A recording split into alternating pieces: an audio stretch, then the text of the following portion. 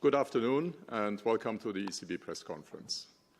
On stage are President Lagarde and Vice President de Guindos. My name is Wolfgang Preußel. We are, as always, in a hybrid format, so if journalists have a question, please turn on the microphones and the cameras.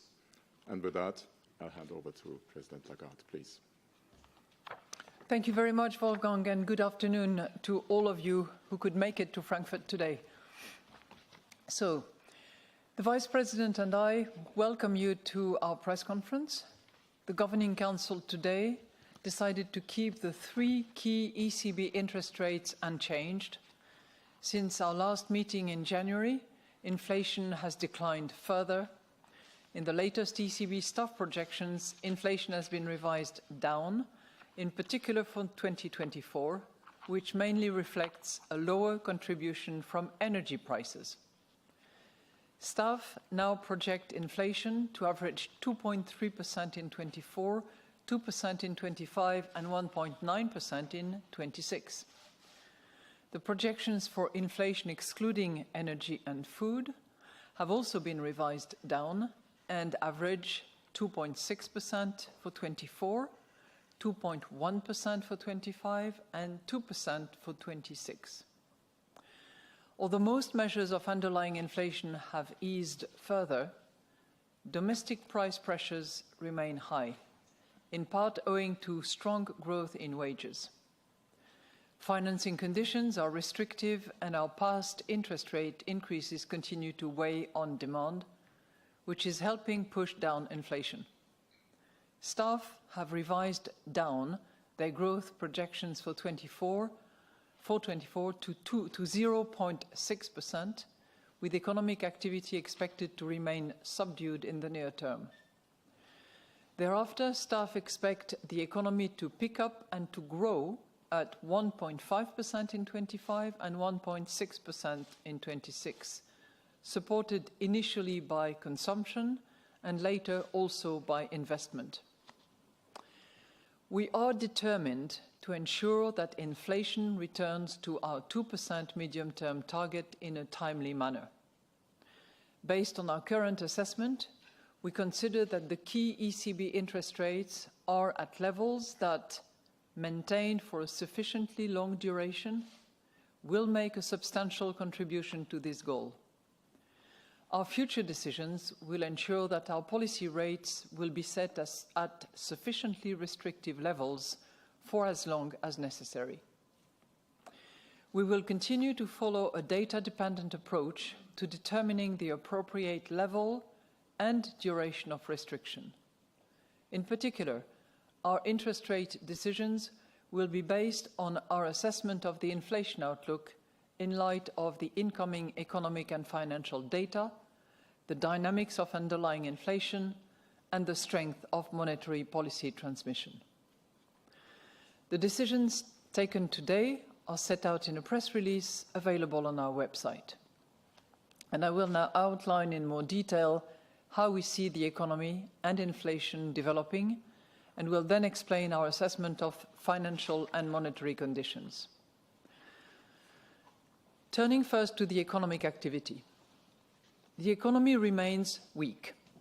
Consumers continued to hold back on their spending, investment moderated, and companies exported less, reflecting a slowdown in external demand and some losses in competitiveness. However, surveys point to a gradual recovery over the course of this year.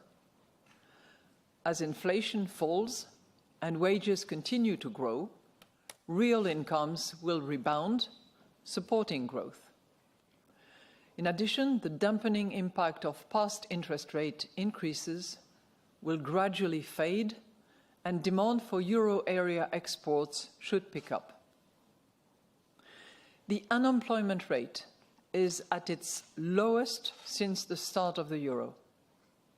Employment grew by 0.3% in the final quarter of 2023, again outpacing economic activity. As a result, output per person declined further. Meanwhile, employers are posting fewer job vacancies, while fewer firms are reporting that their production is being limited by labour shortages. Governments should continue to roll back energy-related support measures to allow the disinflation process to proceed sustainably. Fiscal and structural policies should be strengthened to make our economy more productive and more competitive, expand supply capacity and gradually bring down high public debt ratios.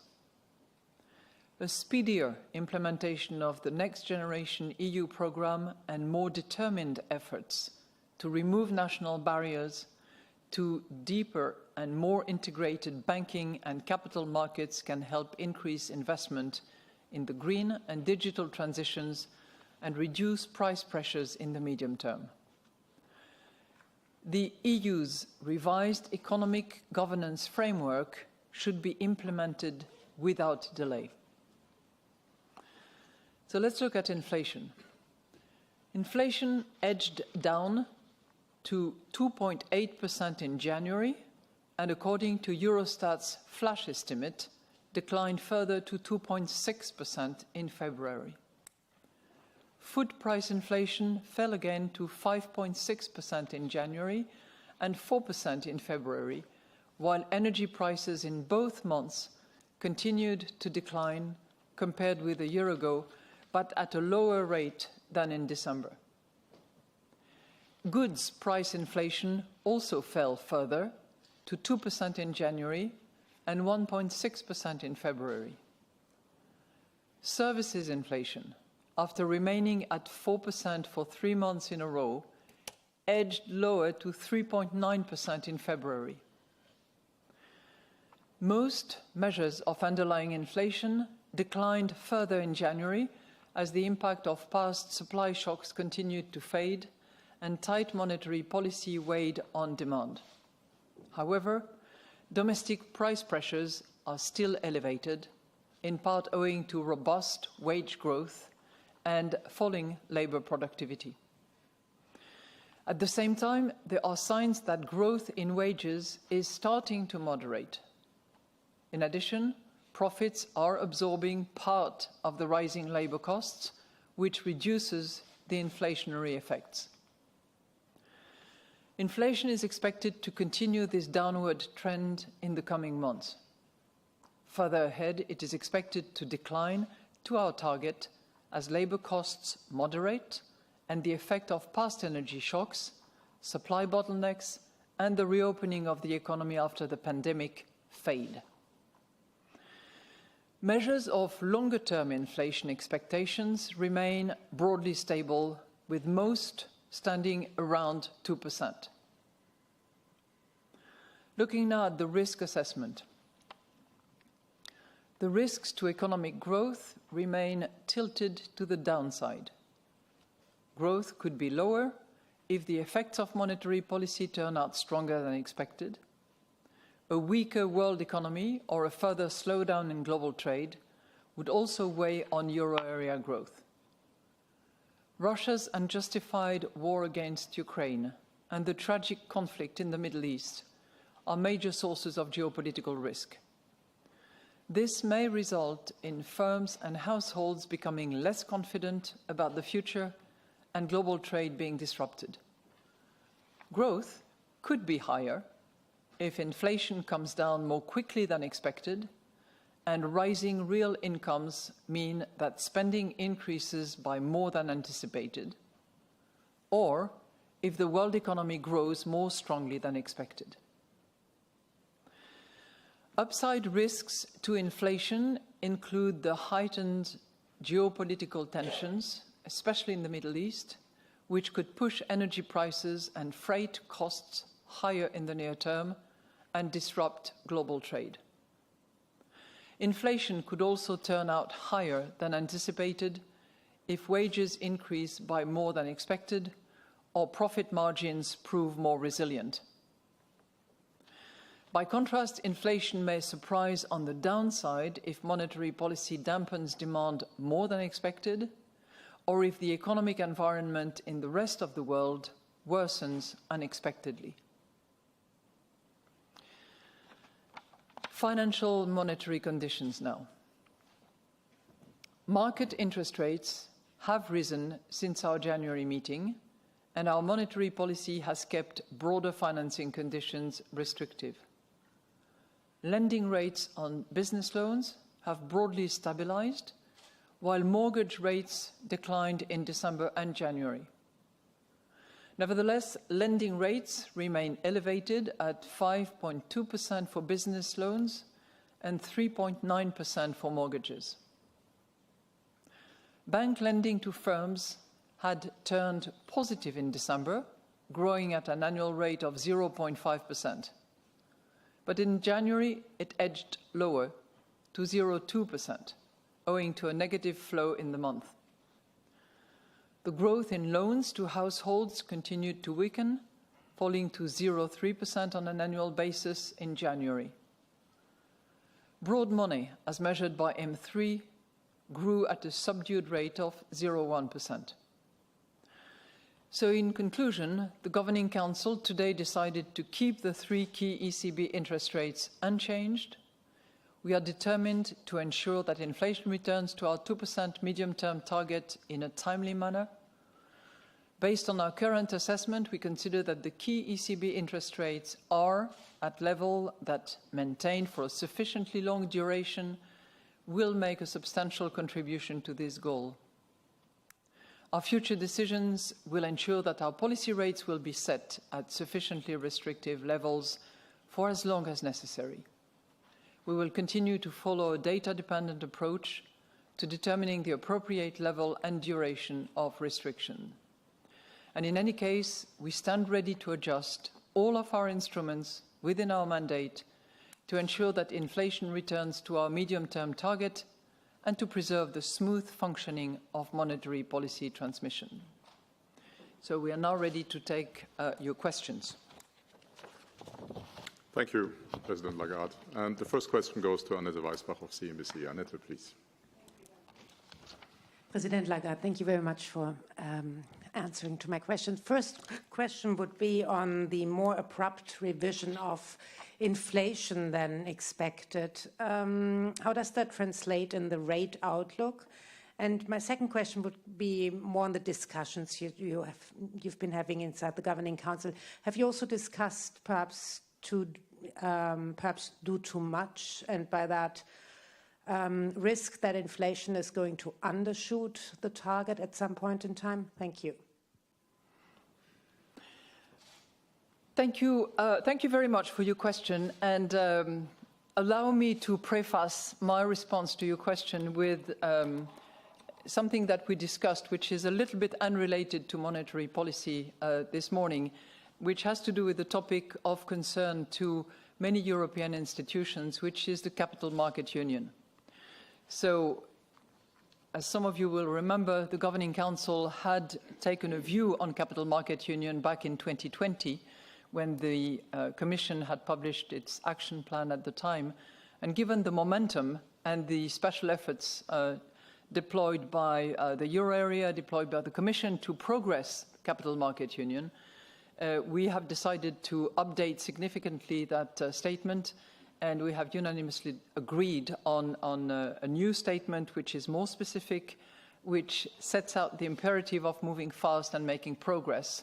So that statement will be available before close of business today, but will come after all the monetary policy documents are actually made available, so that we don't mix the two of them. But it was a decision that we made after a good discussion on the matter earlier yesterday and a little bit this morning. So, on inflation, first of all, I would observe that we are on this disinflationary process, and we are making progress. You know, we came from 2.9% in December, 2.8% in January, 2.6% in February. So there is a definite decline which is underway, and we are making good progress towards our inflation target. And we are more confident as a result. But we are not sufficiently confident, and we clearly need more evidence, more data, and we know that this data will come in the next few months. We will know a little more in April, but we will know a lot more in June. So this is really what we have determined during our discussion this morning. And as usual, we have proceeded with a review of the 3 criteria, which is, the inflation outlook, which, as you will have noted in the monetary policy statement, has been slightly revised, a bit more for 24, granted, but slightly both for headlines and core in the next 2 years, 25 and 26. But we feel more confident about those projections. The second element that we look at, as you know, is the underlying inflation. And on that front as well, we are seeing a narrowing of the range between the various measures that we use. We are also seeing a general moderation, with one exception. I'll come back to that if you want. We have looked carefully at the strength of monetary policy transmission. Those are the 3 components that we are very keen to check carefully and to monitor meeting by meeting to see what information it delivers. And it's clearly a positive signal, but certainly not enough of a series of signals to make us confident enough yet at this point in time. Thank you, Madame Lagarde. And the next question goes to Alexander Weber of Bloomberg News. Alexander, please. Thanks a lot for taking my question. Just a follow-up, since you said you will know a lot more in June. Was this the majority view in the Governing Council, that you will not have enough information in April to be ready for an interest rate cut? And then secondly, you're clearly very focused on wage growth. Can you be a bit specific how much further it needs to slow down for you to be comfortable with an interest rate cut?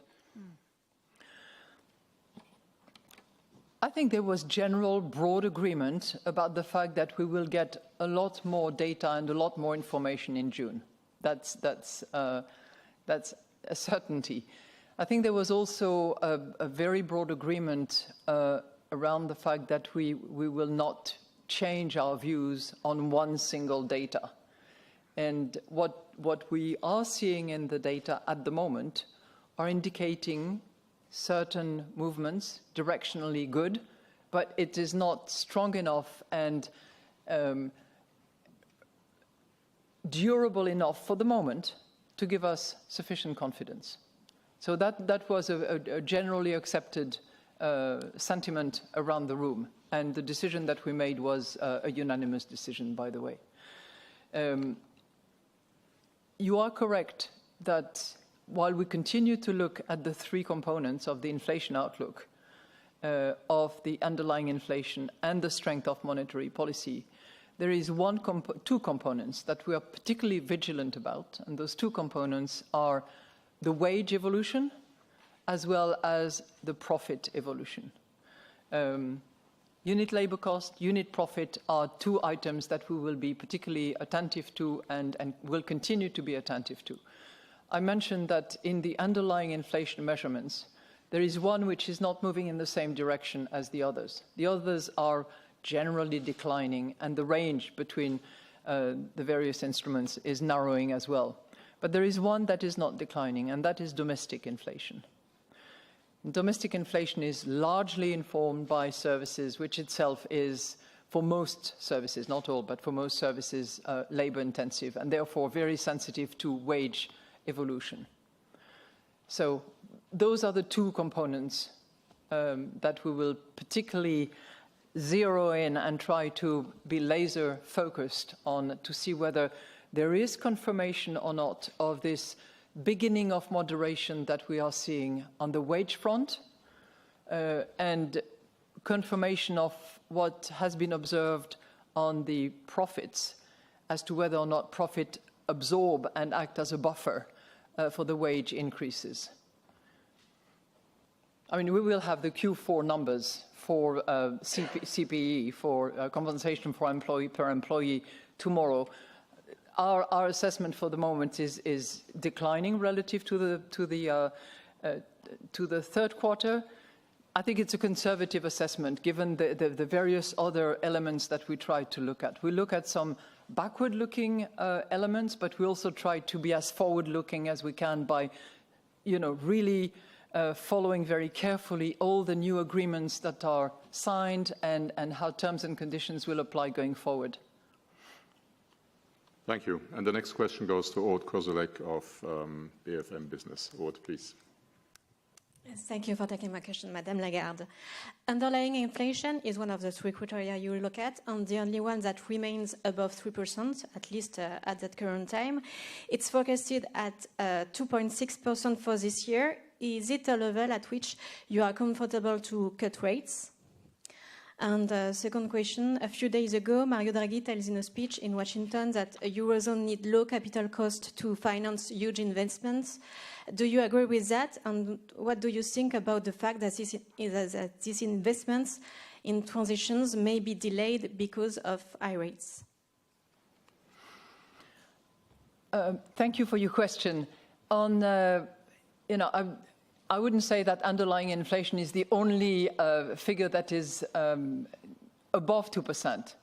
And, we try to look at the inflation outlook, which includes, of course, the headline inflation, which is the one that, under our strategy review, we have agreed is the compass that we are using. We're also looking, you rightly say, at the inflation without energy and food, otherwise called core inflation. But we don't only look at core. We look at other measurements of underlying inflation to try to, remove the noise from the signals and try to really measure each and every time what is going to be the best indicator to give us the measurements of what is to come. And but I wish everything was, closer to our target. We're not there yet. We are not there. Even on headline inflation, we are still projecting 2.4, which is a revision from what we had before, but we're still at 2.4 in 2024, and we are at 2% in 25. And correct, underlying core inflation, core inflation is at 2.6 in 24, and then moving to 2.1 in 25, and finally reaching 2% in 26. I'm not here saying that we will wait until we are at 2% and that we see 2% to take a decision. This is not what I'm saying here. But in terms of projections, both headline and core, this is what we are seeing. We are all looking forward to the two Italian reports, if I may say, because there will be a report by Enrico Letta on the single market, which, would, if fully implemented, would certainly deliver more growth than we have at the moment. And we're very much looking forward to the report of President Draghi on the competitiveness of Europe, which is obviously a major topic going forward. Now, I'm sure he will be making recommendations, and I will wait until we have the report to react to his proposals. But, we have a mandate, we have a mission. We are determined to reach our 2% inflation target in the medium term, and we will be riveted to that. Thank you, Madame Lagarde. And the next question goes to Balazs Korani of Reuters. Balazs, please. Let me have a sip of water first.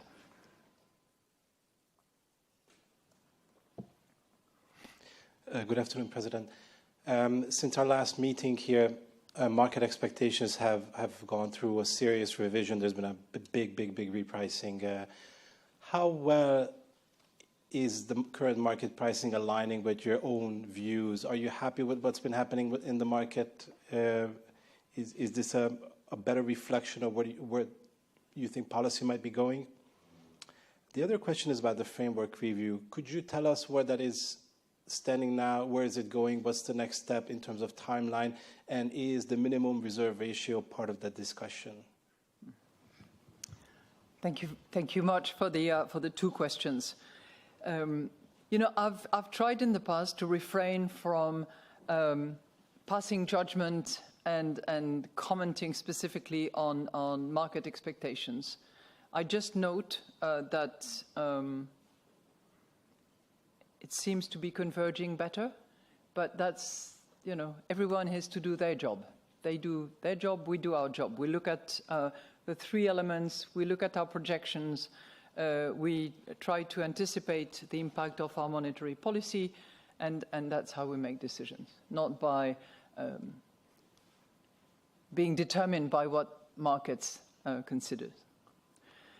So in terms of the operational framework, we have had a discussion, short of course, because the main agenda yesterday and today was monetary policy, but we had a discussion yesterday morning on the operational framework to narrow areas of discussions and arrive at a platform that hopefully will be a consensus between the governors. My strong expectation is that it will be completed on the occasion of our meeting on March the 13th, and it will then be released, published, explained. I know that our communication department has some ideas as to how to best do it, because it is, I can assure you, a highly technical matter. Some of you are fully versed in the sophistication and the delicacies of operational framework, but it warrants a good review, a good explanation. So I hope that you know, March the 13th will be the date when we go out with the operational framework. That will be, you know, part of what is being announced. Thank you, Madame Lagarde. And the next question is for Martin Arnold of the Financial Times. Martin, please. Hello, I have two questions, Madame Lagarde. The first one is about the pace at which you're going to be normalizing policy once you do start cutting rates. Some of your colleagues on the Governing Council have said they think that it'll be a gradual pace, and there's a benefit to doing that. What do you think gradual means in that context? Do you agree with those?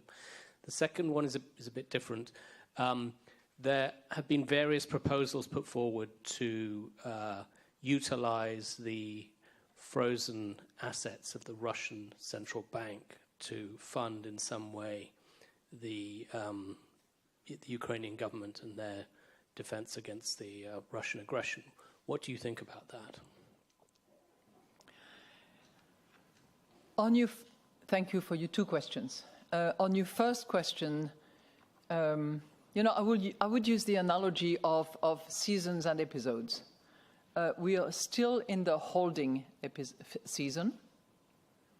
We will move to the restrictiveness season. That will take a while. And once that season is over, we will move into a normalization season. But, you know, if that's the definition of gradual, so be it. But I would not commit to any kind of pace, rhythm, magnitude, because we will continue to be data dependent. We will continue to observe, you know, how the economy evolves, how the labor market moves, how wages moderate, impact of tightening on the financing of the economy. And all these factors will be taken into account to determine future moves. On your second question, you know, it's a matter which is under discussion at the European Commission level. It's a matter which is highly debated within the G7, which is a complicated issue which has legal ramification. And while there is no doubt in anybody's mind, I think, that Ukraine will need significant financing for its completely legitimate reparation program as a result of this aggressive and unjustified war by Russia against Ukraine, the financing, the sources of financing, the terms under which it is deployed by those who will support Ukraine need to be agreed and need to respect the international legal environment in which we operate and be particularly attentive to the international monetary order and the rule of law which has been enforced for decades.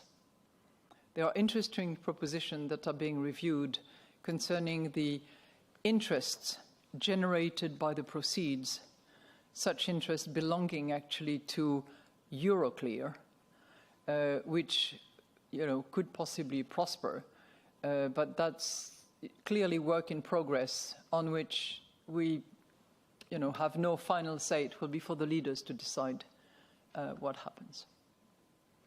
Thank you. Turning now to the online participants, I'd like to give the floor to Fabrizio Goria of La Stampa. Fabrizio, please. Thank you, Wolfgang, and thank you, President Lagarde, for taking my question. There are two questions, actually. So the first one is, do you see any possibility that the Federal Reserve decisions could affect the ECB moves? And the second one is about the commercial real estate market. Do you see any vulnerabilities in the European CRA market, considering the stress that we're seeing in the United States? Thank you. Thank you very much for your question. On the mandate that we have, the mission that we have, the ECB acts independently, and we will do what we have to do when we have to do it. Obviously, we are mindful of the international environment in which we operate, but if the conditions are satisfied, if our diagnosis is that we have been restrictive for long enough to be sufficiently confident that we will reach our 2% targets, we will make our decision. I know there is writings here and there and views about the order and the sequence and reference to previous episodes, but I really think that we have to act in accordance with our mandate. The second question, if I may, dear Vice President, I will pass it on to you. Not that I don't want to answer, but you're far more qualified than me. Well, good afternoon. Commercial real estate, as you know perfectly, is something that we have reiterated as one of the main risks for financial stability in the euro area. We have seen an important reduction in the volumes of transactions and the transactions in commercial real estate, even before starting the tightening of monetary policy. And we have seen as well, a decline in prices. But what I can say with respect to commercial real estate that I think that is relevant is first that the exposure of the European banks to commercial real estate is quite limited. If you look at the figures, commercial real estate credit amounts something close to 5% of the total assets of the European banks. But the problem is not the average. And the problem, and this happens quite often in economics, is the disparity around the average. And here, there are some banks that have, a higher exposure and a higher concentration in their portfolios, in their balance sheets to commercial property, to commercial real estate. And this is something that, well, we have been monitoring very closely. We have not seen so far any sort of, let's say, widespread contagion because of the evolution of commercial real estate. We have indicated several times that the exposure of the non-banks is much bigger, is larger than the exposure of the banks. So I repeat again, this is something that we have been looking at very carefully, and is one of the main risks for financial stability at present. Thank you very much, Vice President and President. The next question goes to Santi Pinol of Market News International. Santi, please. Thanks. Good afternoon, President Lagarde. Good afternoon. My question is, what would be the ECB approach if we see that inflation remains sticky around this 2.5 area in the following months?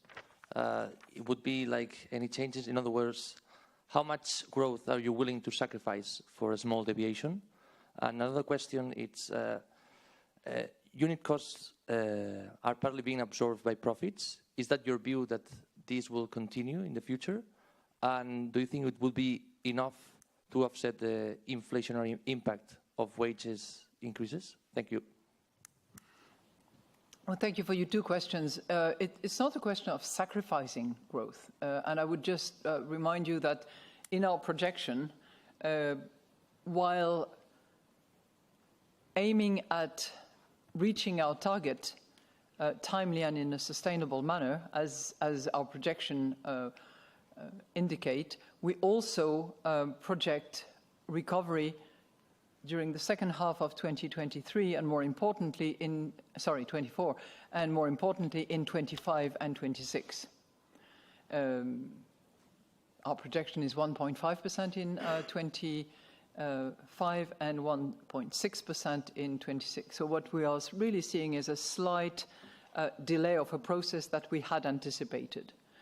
And we stick to our projection. Maybe you will have observed that recently our errors in our projections have reduced significantly, and they certainly make us feel more confident, not sufficiently confident yet, but more confident that we will reach the target.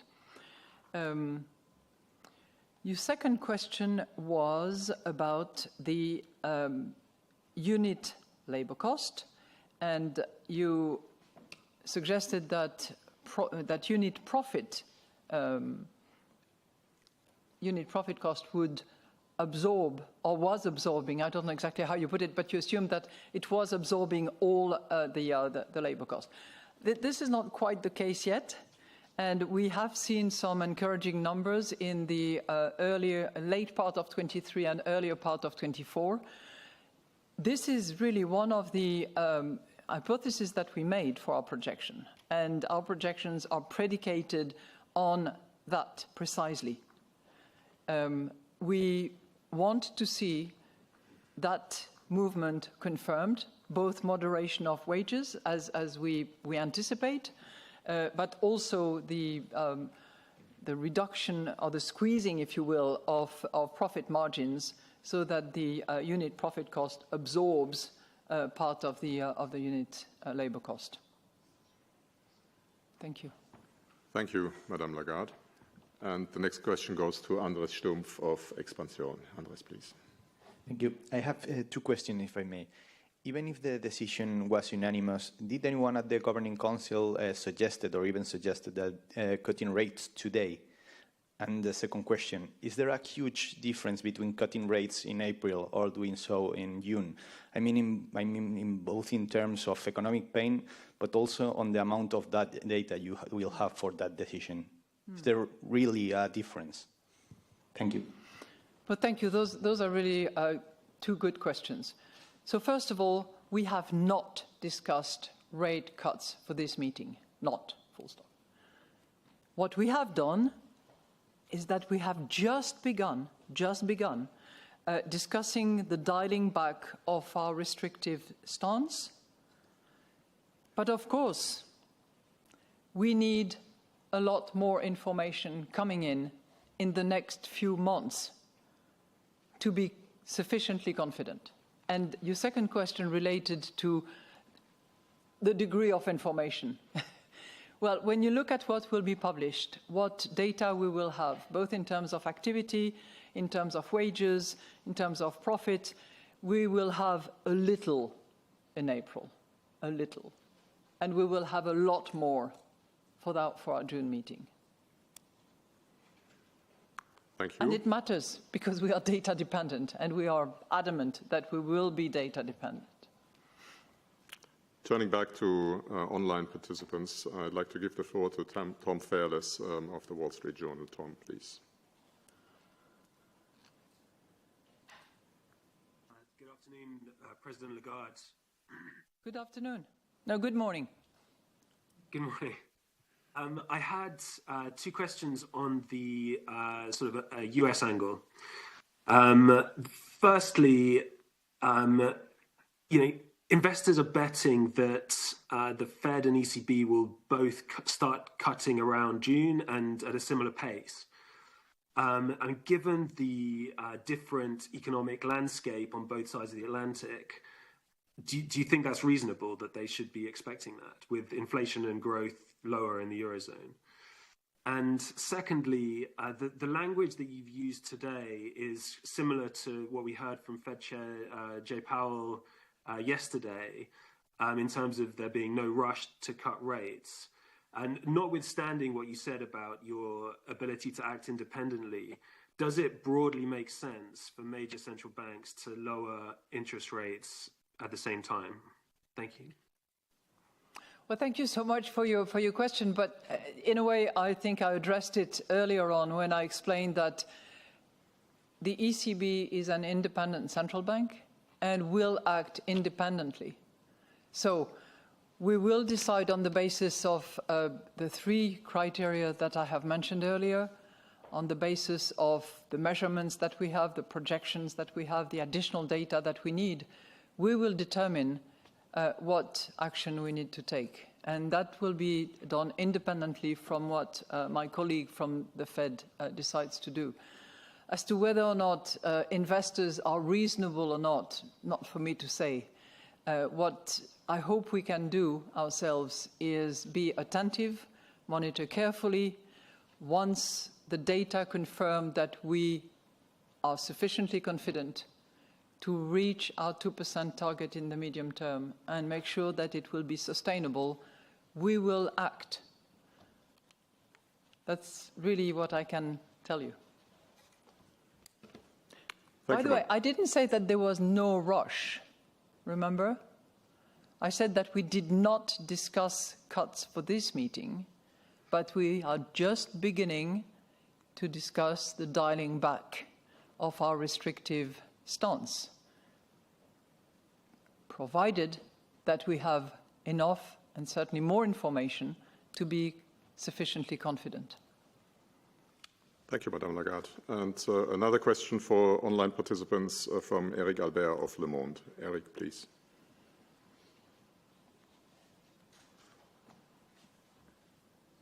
Thank you very much for taking my question. I just wanted to come back to what you mentioned at the beginning, the loss of competitiveness of Europe. How permanent do you think it is? How worried should Europe be about that? And then coming back on wages, can you explain a little bit on your thought about it? I mean, you said you don't have enough data for now, but I mean, what kind of data do you need to see to be confident enough? What kind of level do you want to see? And isn't some kind of catch-up of purchasing power needed actually for the European economy? So thank you very much for your two questions. On the first one, I think that we will learn a lot more on competitiveness and how dramatic or not dramatic it is when we read the report by President Draghi. But you can observe that Europe has lost competitiveness in a durable manner for the last couple of decades, and that was accentuated certainly during the financial crisis. So it's one of the reasons why the Governing Council was of unanimous and very strong support for Capital Market Union to be rolled out, obstacles to be removed, supervision to be strengthened, and capital to be kept and made to work at home in Europe rather than elsewhere. It's not the reason, the response, but it's certainly one of the response which matters to us because it is also conducive to transmission of monetary policy in a slightly different way. Your second question, look, when we look at the underlying inflation and the measurement of underlying inflation, there is one obvious outlier in the measurements, and that is domestic inflation, and that is services. So you have to get under the skin of that and determine what is behind it and what drives it up. Clearly, it is wages. And because of this determination to avoid what I've called the tit for tat on previous occasions, we are also very attentive to profits. So it's the combination of the two. I'm not suggesting that wages should decline or that wage growth should be dampened. This is not what I'm saying. I'm saying that it's a major component of services and domestic inflations. Services is moving just a tiny bit. It was at 4% for the last 3 months. It's moved to 3.9%. Domestic inflation is slightly up. So we have to be specifically attentive to wages. And as many of you know, and as I'm sure you know, a lot of the indicators that we have, a lot of the data that we receive are a bit outdated. We will get the Q4 number tomorrow, which is more than 2 months after the end of the quarter. So we have to look at other indicators as well. We have our wage tracker, which sticks to all the agreements that are negotiated and signed. There is about a third of the employees that are covered by that wage tracker, of which the contract will stop being covered by an agreement as of now or at the latest in March. So we need to have that as well. We look at Indeed, as everybody does as well. And all these elements are showing us that there is an element of moderation. So growth is moderating. It's not going up as much as it did in late 22 and in the course of 23. It's moderate. The growth of it is moderating. So that's what we will be looking at very, very carefully. The fourth element that we also pay attention to is the corporate telephone survey, or the SMA as well, to hear from the corporate employers what is the labor shortage, how much hoarding do they have, to try to anticipate in a still tight labor market where wages are going to go. Thank you, Madame Lagarde. And the next question goes to Minami Takeru of Nikkei. Minami, please. Good afternoon, President Lagarde, and thank you so much for taking my question. So let me ask one question for better understanding. This is about wage growth and inflation. I think that even if wages continue to increase, the declining trend in underlying inflation may continue. It's just a possibility, but in this case, which one do you consider more important to decide to cut interest rates? The declining inflation trend or wage growth rate? Thank you so much.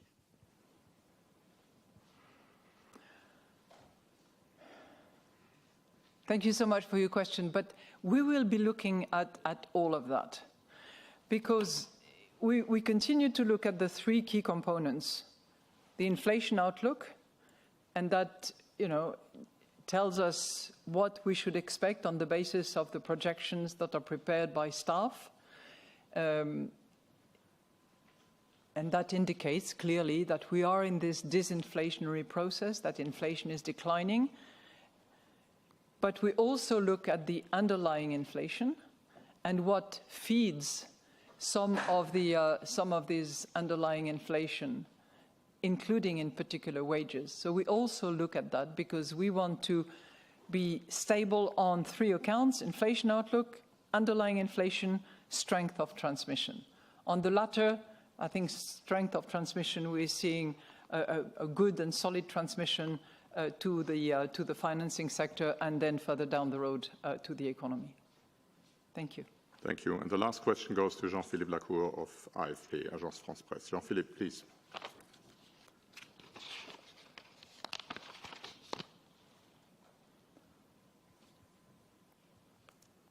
You have to unmute. We do not hear you. We do not see you either.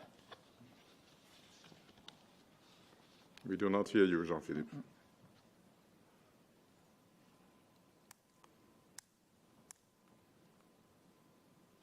I'm very sorry. I can see you, but nobody hears you. You can seem not happy with this computer. That's obviously the case. Okay, well, it will be next time, Jean-Philippe. So we come to the end of our press conference. Thank you very much for following. The next press conference will be on the 11th of April. Until then, all the best. Thank you.